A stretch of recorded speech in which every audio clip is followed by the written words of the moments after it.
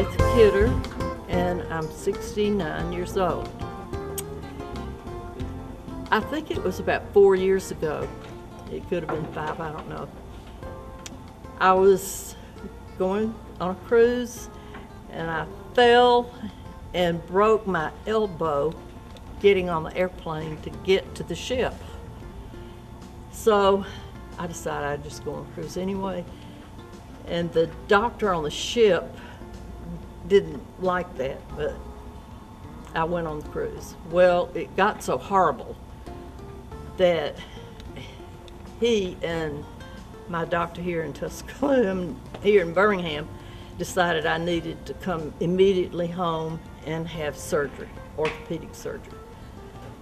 Well, we had to keep sailing and sailing because there were no airports that I could get out of. Finally, we got to Aruba and there was an airport. So I flew from Aruba straight to Birmingham.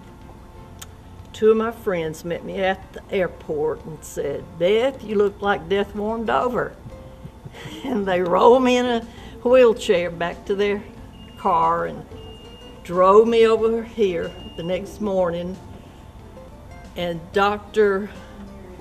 oh golly, I can't remember his name right now, but anyway, one of the doctors took a look at me and said, "You're gonna have to talk to our young doctor." Well, here comes Dr. Sherrill, and he looked at it. We're gonna have to x-ray that. They carried me in the x-ray room, and what I had done was break that little knob on the side of your elbow. I had just destroyed that thing, and I don't know what all else inside. So they did surgery on my arm.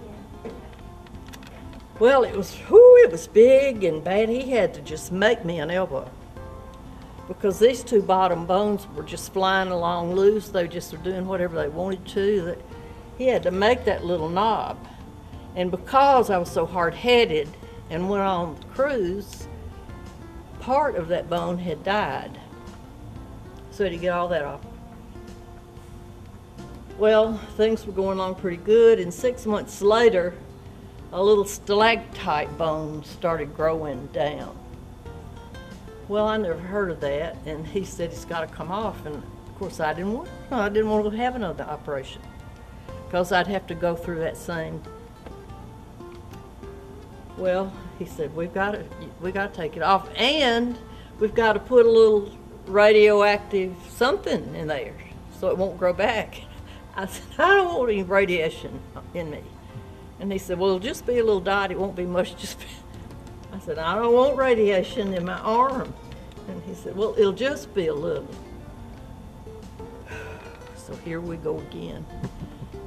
This is 6 months later.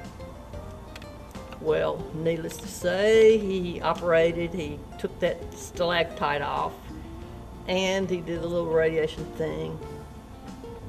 And so my arm started doing better. And then about 6 more months, or maybe at that time, he noticed my bone was not growing good. So I had to start sleeping in this thing that made your bone grow. Now my left arm, I have lymphedema. So I have to sleep in this big old caterpillar looking thing every night. And so this arm, I was having this bone growth thing. And so I'm in the bed with these two big giant things on my arms. His nurses and helpers and everybody up there would be the sweetest things to me. I'd come up here and say, I have got to have some coffee. They'd go scurrying around and give me some coffee. "Miss Kidder, what else do you need?" They just petted me to pieces. And I'd say, "Can you give me some more of these little strips?" Oh, I can have them. Oh, they'd give me some more strips. And I'd say, "I need another one of these Band-Aid things." Well, they'd go give me some of them. So they treat me like a princess. I ought to be his favorite patient because I've made so many visits. He ought to just love me. The only thing about Dr. Sherrill is he has one of those boxes, you know, sky boxes at the Alabama games, and he has never invited me up to sit up there in the boxes with them. I don't understand it. He knows I'm an Alabama fan, and one time he even told me he saw me going to my seat, which was down with the peons.